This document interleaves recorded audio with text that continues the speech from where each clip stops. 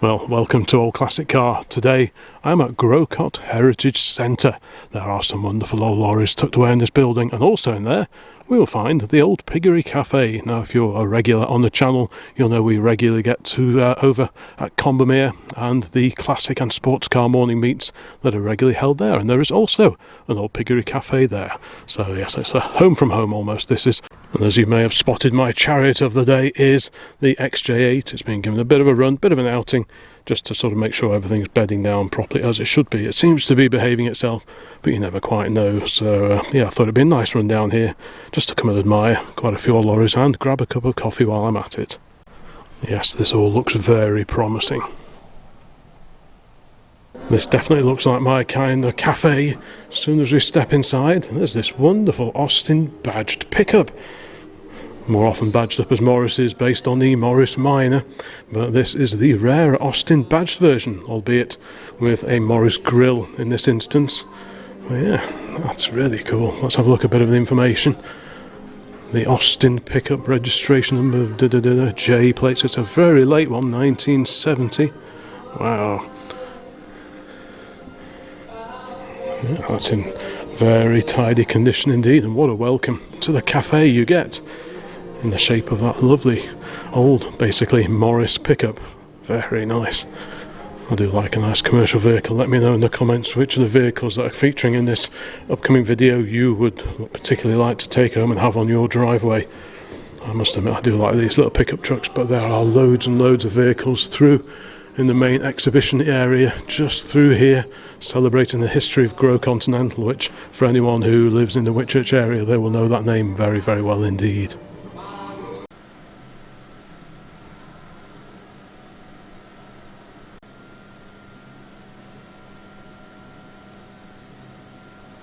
Well, here we are inside the main Heritage Centre, and this definitely looks like my kind of place. Oh, I haven't seen this for years. The Ford Model A truck. This one used to appear regularly, mainly at the Cheshire Run. We used to see this one, which if you've been following the channel for a while, you'll know the Cheshire Run is a road run for classic lorries, vans and pickup trucks and vehicles like that. And for many, many years, this used to appear on the back of, was it an ERF possibly? This one used to be on the back of a big flatbed ERF, and it was displayed on there for years. I haven't seen it much in recent times, so it's really good to see this lovely old Ford again. It's right-hand drive, and obviously in the livery of Grocott Brothers, a well-established company in the area. And, well, isn't that just a beauty? Now, if you've been on the channel for quite some time, you may remember sort of 3-4 years ago, I also had one of these, the Ford Model AA. Mine had the twin wheels on the back, but otherwise was very, very similar to this. Mine had the Ford cab on it. It's slightly different to this one, but the main running gear is just the same. Indeed, much of the running gear, certainly under the bonnet, is shared with the Ford Model A car. So under that bonnet there will be a 3.3 litre 4-cylinder side valve engine.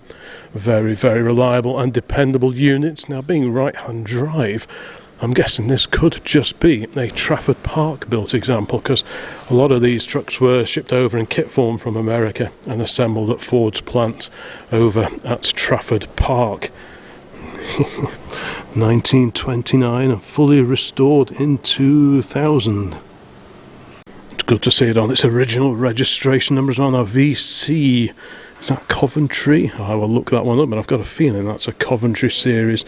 Big heavy brakes. Like I say, the engine is shared with the road car, the Model A road car, but everything else is beefed up as you would expect on a commercial vehicle. So heavier axles, bigger brakes. I've got a feeling my lorry was 4-speed, whereas the cars are usually 3, but I will double check that. Yeah, very, very familiar territory here. Isn't this just fantastic? It's got the old commercial operator's license disc in the window. That one dated up to July of 1969. This is a fantastic vehicle. I believe this one was bought some years ago from a vintage and classic emporium not a million miles away from here, and then repainted and liveried up with this fantastic sign writing as a as a nod to the history of Grocott Brothers in this area. We are in Preece. Well, we're just down the road from Preece itself, about a mile from Priest's Centre, not far from the railway station actually. But yeah, that's a lovely, it's got a drop side body on this one, like I say, single rear wheels on this. I think they did a couple of different wheelbases. Mine was a longer wheelbase than this, I think, which may explain why it had the twin wheels, probably a slightly heavier rating. But yeah, lovely, lovely truck. How nice would it be to own one of these, have it on the road and use it regularly? That is just a fantastic survivor. And that is just the first vehicle that we're going to see here today. Next up, an old wartime Bedford. Okie dokie, right, next up in this lineup of wonderful vehicles here at the Grocott Heritage Centre is this Bedford, a wartime Bedford, and as you'll note, the front end panels are very different to most of the Bedfords of the late 30s, 40s and beginning of the 1950s that we see. Obviously styling wasn't a consideration in the Second World War, they'd simply wanted to get the vehicles out of the door. These much simpler front ends were fitted on. It would have been a lot easier to fix in the field, as it were, quicker to produce, probably cheaper to produce as well. So that is why these particular Bedfords of this era look like they do. Very, very workmanlike. And after the war, lots of them were sold off at sort of demob sales and were put into new lives in civilian hands. And that is the case with this wonderful old vehicle here. Apparently this is very similar to a vehicle that Grocott ran himself. Here we go. Of the similar vehicle, registration BUJ714 with a cattle box, described as a lumbering beast that did 8 to 10 miles per gallon. There we go, he used to carry livestock from local markets and transporting stock to the 3 Whitchurch abattoirs. Book value in 1955 was £235. Wow, what a fantastic old vehicle that is. This one registered BFE 911, so it's good to see it's on its original registration. This one has sign writing for another business a little bit further away over in Corbridge. Again, beautifully applied. Yeah, you can just peer in through the window there. Hopefully you can see that the windows are up. Yeah, this is quite a long wheelbase, twin wheels on the back, but quite a rare sight now. I remember some years ago having a poke around the back of a garage, not all that far from here, just the other side of Shrewsbury, and there were a couple of these sort of in the undergrowth behind the garage. There was a long wheelbase truck and then there was a shorter wheelbase that had been converted into a breakdown wagon, but both had this military style of front end on them, so they must have been a similar age to this, and of course it's right hand drive, being a British built vehicle. You know, all this time I never knew this place existed. If I'd known there was Old Lorries not a million miles away from where we live, I'd have been down here like a shot. So let's carry on enjoying this fine lineup of classic commercials. And next up, somewhat later than this sort of military spec early 1940s Bedford, we have this, a Bedford S-Type of the 1950s. This one liveried up in Grocott livery, livestock remover, Priest, phone 246. Yes, this is the S-Type Bedford. If you've seen that front end before, maybe on the news, going back a few years, well, much of that front end design is shared with that of the old Green Goddess fire appliances that the army used to run. Especially during the 1970s, they'd often be called out when the regular firefighters were on strike or whatever. But this one appears to have a livestock body on it. Looks like it's been fully restored, this one as well. It's in really lovely condition. Let's have a quick peer over here. Oh, the window is open, so we can poke the camera in there.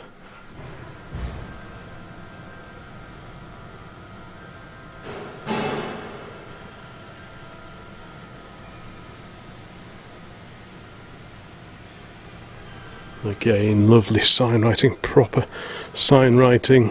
We do like a bit of that. I wonder how often these vehicles go out. It'd be nice to think they do get an airing from time to time. Looks like they're maintained and dusted in lovely condition. You can always tell when you go to a museum or, you know, a similar collection. Sometimes vehicles look quite dusty, but that's definitely not the case here. Yeah, lovely. Proper hardwood as well. Right, let's carry on down here. We have another livestock wagon. Let's go and have a look at this. I'm looking at the cab. I think it's, what are we looking at? ERF? Yes, ERF. One of Sandbach's finest. Of course, ERF and Foden's were based at Sandbach. So that's not too far from here, and again in the livery of Grocott and Son Limited, haulage contractors, Priest in Salop. Salop being the original name, the old name for Shropshire, which is where we are. And again, this is in lovely condition. Clearly it has been out at some commercial events going back a few years. I'm beginning to think that maybe it was on the back of this that I used to see the old Model A being displayed on the Cheshire Run. It was certainly a vehicle of this kind of age and size, but it is going back a little bit. Let's have a quick peer in through here.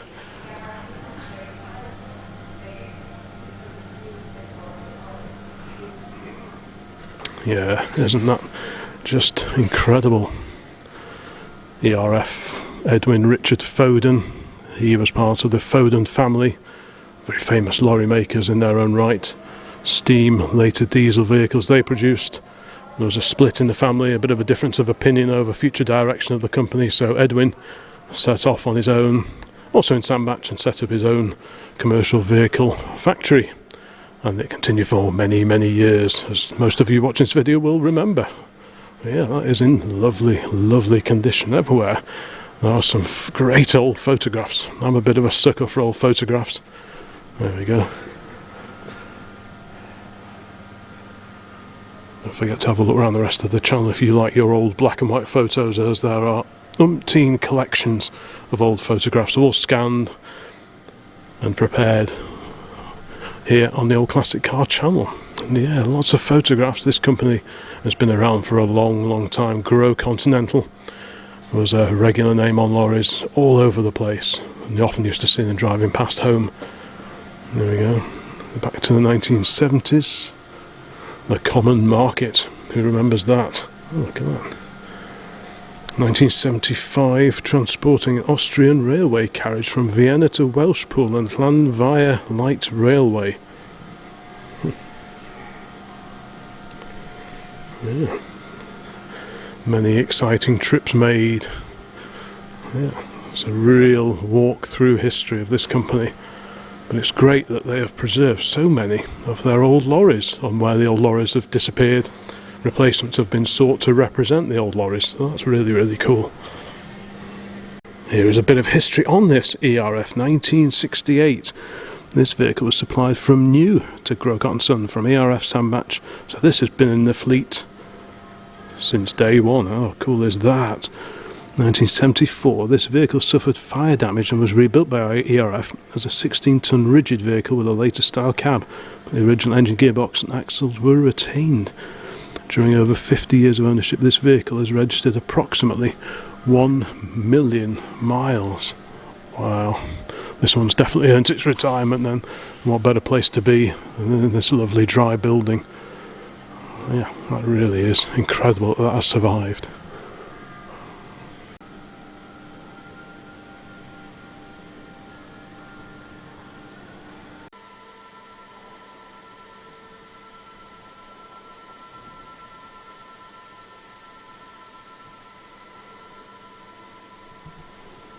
Oh, certainly quite the trip.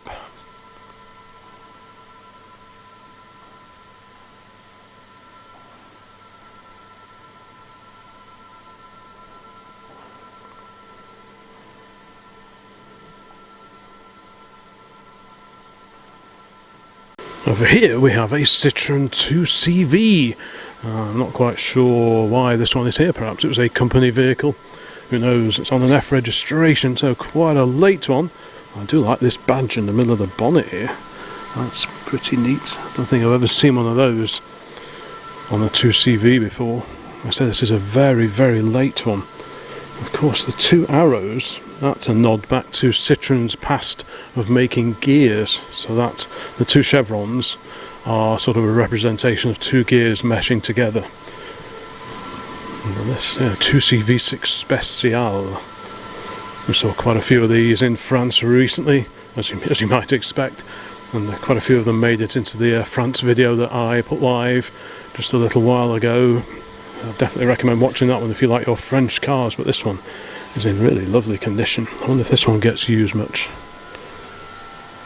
This MAN dates to 1974 in unrestored condition.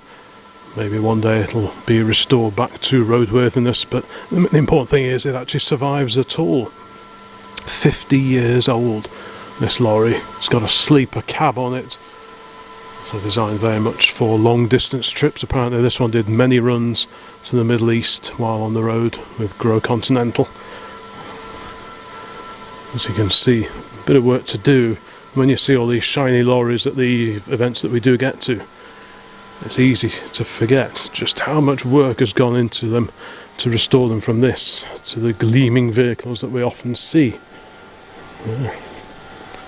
There's the fifth wheel coupling on the back. That would usually be all greased up, and that is where the articulated trailer attaches on. Yeah. It's always nice to see a few unrestored vehicles as well as minted up restored ones at places like this. Well, an interesting collection. We've got a Land Rover here. This is quite a late one, DU59. It's one of the last Defenders, I'm assuming. And, now, before we have a look at that, here we have an Escort van. This one's 20 years, oh, it's more than that now, isn't it? L-Reg, so it's what, mid-1990s. Looks to be in really good condition, just the sort of thing that you used to see the post office driving around in. This one is super clean. I wonder what the story is with this. What's the mileage? Can we see 75,387 miles? It's not faded. So often red vehicles fade to like a pinky colour. This one is in great preserved condition. The Escort L, nice simple running gear. Really neat to see that one here. There we go, Escort van.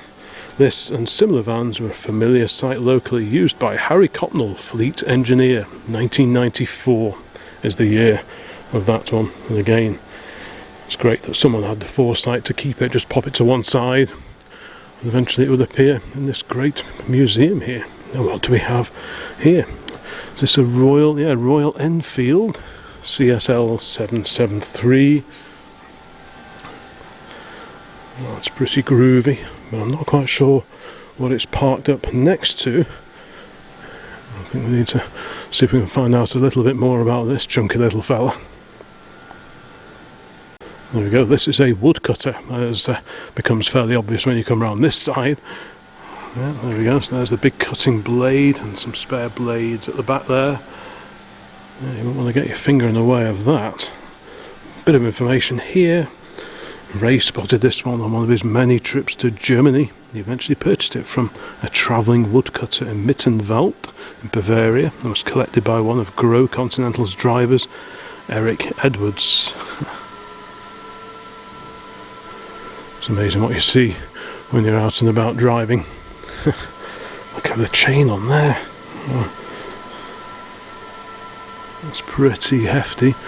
Motoren Fabrik Karl Kalber of Backnang, Württemberg.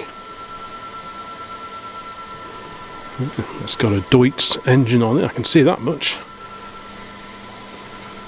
We've got exposed valve gear just on the side there, big flywheel. More than that, I don't really know, but yes, woodcutter, pre-health and safety woodcutter. I wonder if it still works.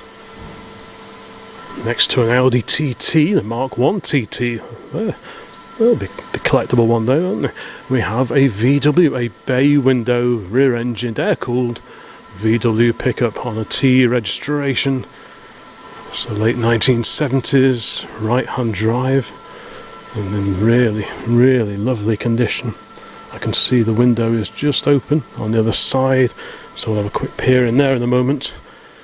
Yeah, that looks really, really clean. That is in beautiful condition, and being a pickup, it must be quite rare.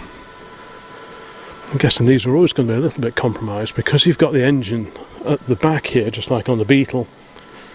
It must mean that the load floor is quite high. I can't quite see in, but the engine is hidden behind this hatch here. Of course, it's hinged at the top. You can just about see that. So really, your load bay starts there. So that must have, it must have compromised things a little bit, but clearly not too much because they did sell very well. And this one is in really incredible condition. TWL 119T. How clean and straight is that? That's a real Bobby Dazzler. And I love the canvas tilt on it as well. It's just in lovely restored condition. Have a quick peer in through the window. The window is down. Carefully go in with the camera. There we go. Most bay windows that survive seem to be campers now, because they often lead a much easier life than the commercial variants, so to see. No pun intended with the variant reference, but yeah, you often see campers, but very, very rarely these, outside of sort of VW events, that kind of thing. But just at regular car shows and in regular use, you'll never see one of these. They even have a Grocontinental rug. I think I need to find out a bit more about that. In April '98, Ray and Rose went on a trip to Marrakesh. As well as enjoying a camel ride, Ray visited a traditional rug maker and was so impressed he decided to commission a special Grocontinental branded rug to take home to Shropshire. Several months later, the rug was delivered to High Heath and remained in storage until an appropriate place for the rug to be displayed was found. Oh, I think it's found its home.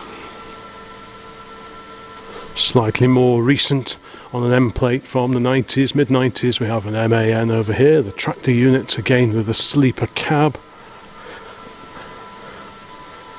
This one looks like it's probably seen use in not that long ago, really. It looks very, very clean. I wonder if this has been restored. All looks pretty clean and tidy in there. Maybe this one goes out to lorry shows. There are one or two lorry events that take place around here. And over here, something altogether later.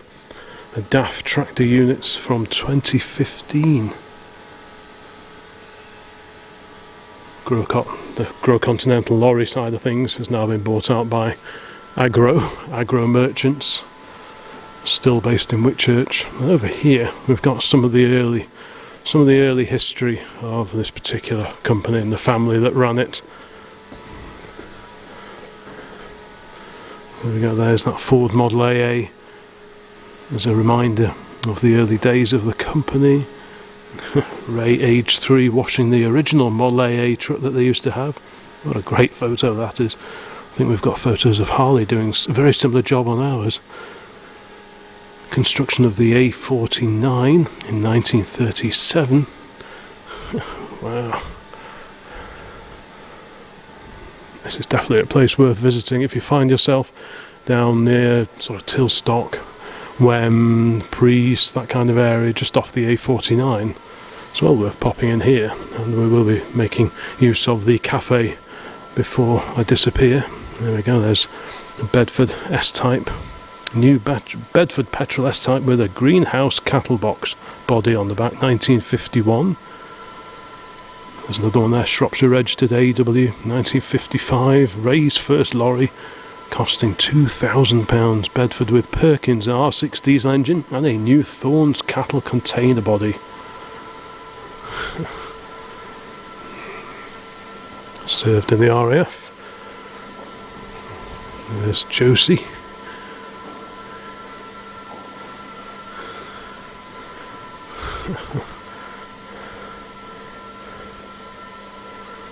All sorts of vehicles. We've got a Dodge down here.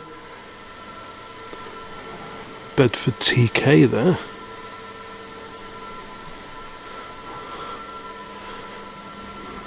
This is at the old Shrewsbury Cattle Market in 1969.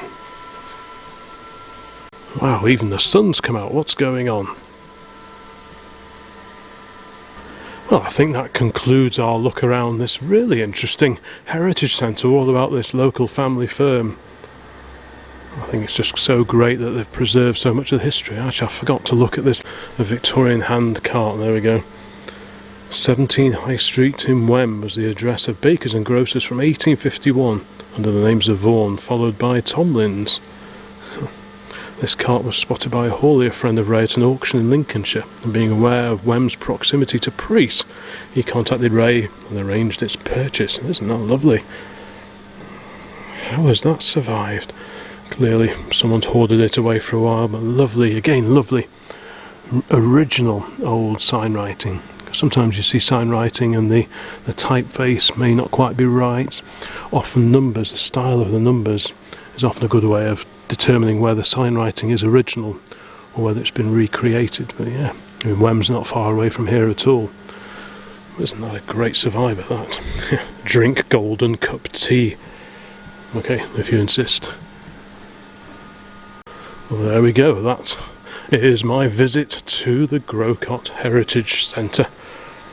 This one is the star for me, simply because I love vehicles of this age, and of course I used to have one. So yeah, what a treat, what a great idea to head over here and just have a bit of a look around. I'd heard of this place, but I'd never seen any photos or been down here before. I will definitely be back.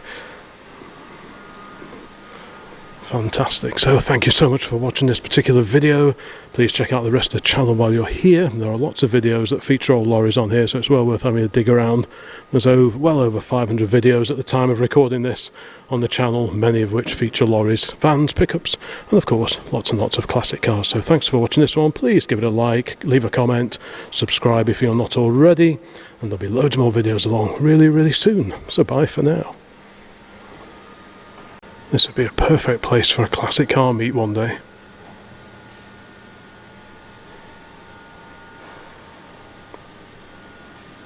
Right, time for a brew.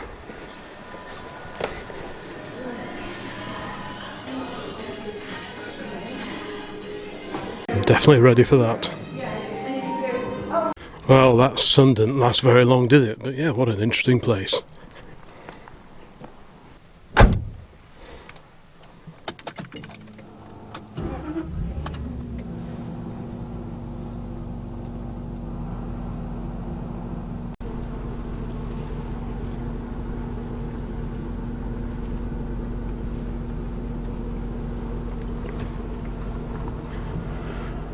Just as we're leaving, what do we see over there but a green goddess?